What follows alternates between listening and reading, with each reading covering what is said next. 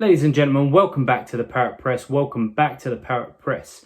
In today's video, we're going to be looking at my Game Week 6 team, how we got on and how many points that we had. And normally in these type of videos, after the game week, I'm going to start talking about the headlines and go through the team and what I noticed around the weekend's fixtures. But today we're just going to solely focus on my team because I made two huge mistakes this week and it's not left me in a great place. But let's get into the video. So let's get straight into the team and talk about how we got on.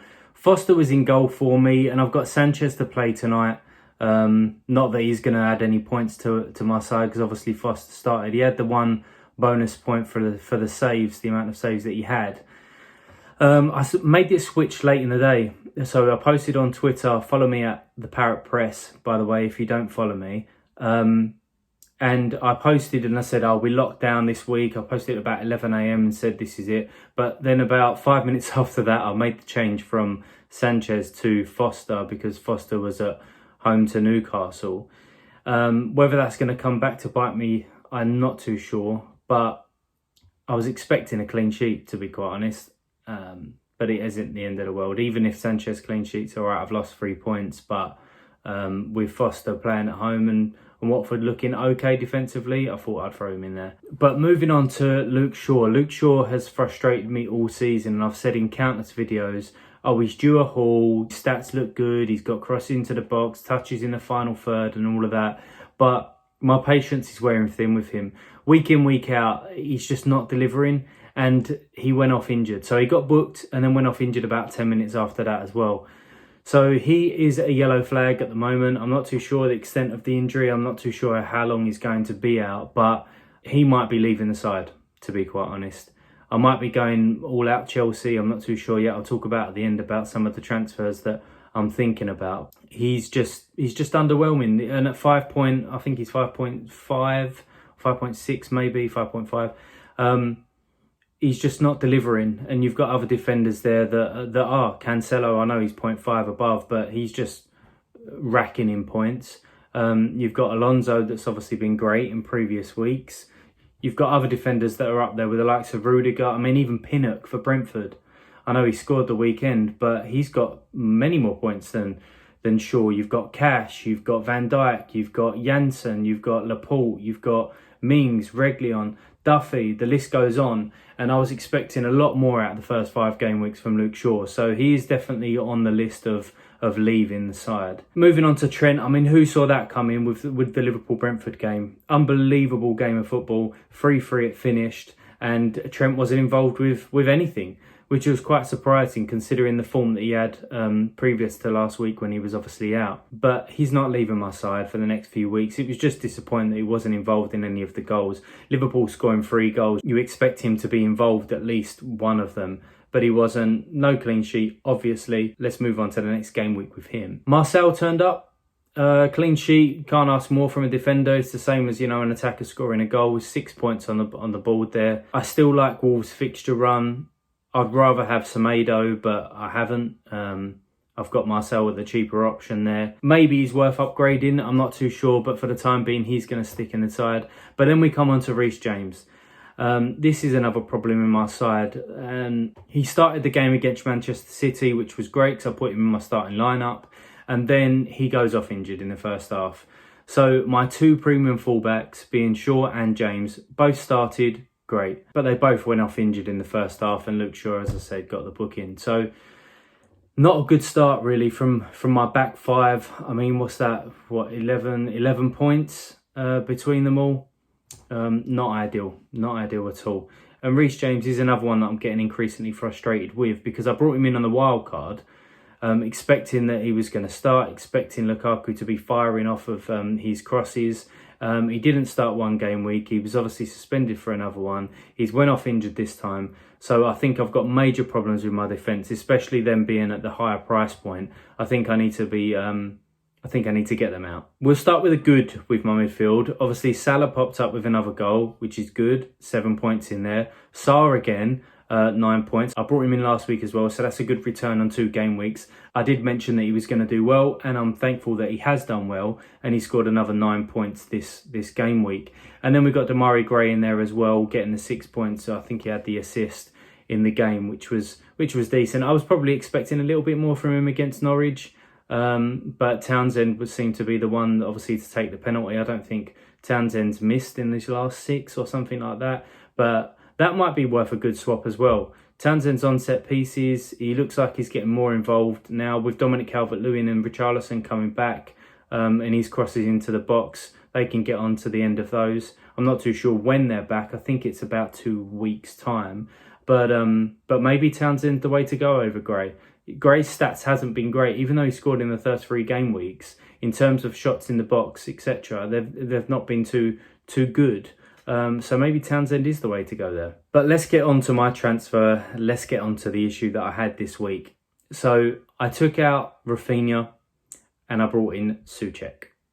Now, people might say, oh, why did you bring in Souček? You should have brought in Benrahma, even though Benrahma blanked, but that was the better option. Maybe Bowen, maybe Fornals, etc. But as I said in my previous video, Souček's had a lot of touches in the box, and Leeds have conceded all 12 of their goals inside the box. They didn't have their centre halves. They had to play a youngster called Cresswell at the back, and I was expecting them to score. And unluckily, Souček did have a goal disallowed. Now, it was the right decision by the referee. Antonio went up there, led with his elbow, took out the goalkeeper, and Souček finished it off, and it was disallowed. So it's unfortunate. I think he had another shot that was potentially saved by the Leeds goalkeeper. But the issue is, he's bringing him in and taking out Rafinha, who was only 50% likely to play, and he scores.